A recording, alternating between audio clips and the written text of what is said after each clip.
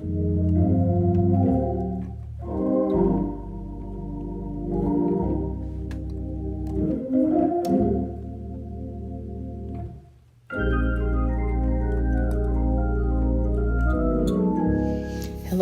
people of God. On today, I pray that all is well with you and yours, and that you are being intentional about being the man and the woman of God that He has called you to be, and that you are fulfilling your assignments and your purpose that God has called you to do in this season of your life.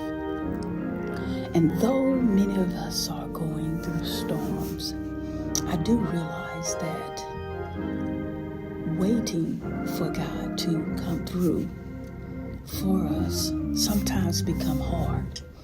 And I was sharing with one young lady on Sunday after church about storms, and I told her that there are three positions that we're in when we're in storms, and that's either going in the storm, it's either in the midst of the storm, or it's coming out of the storm.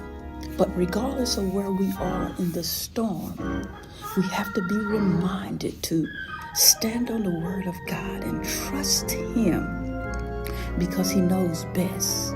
Even though when we think we're next and it's time for Him to answer our prayer, or we've been in this battle for such a long time. And it just reminded me of the story about a man that was traveling.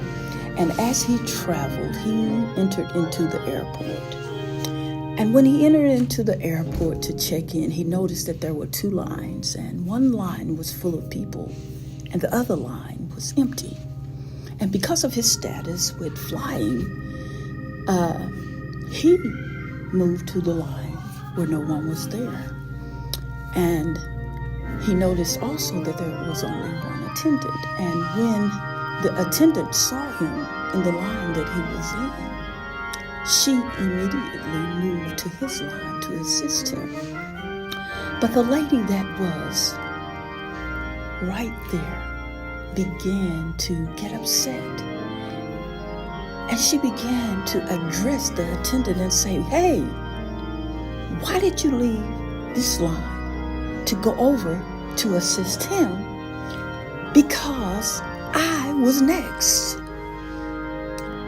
And she began to make a scene.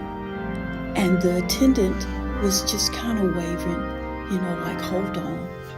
And she again said, "Hey, how can you just move to that line when I have been waiting here a long time? He just got here. Why are you leaving my line to help him? I don't understand it."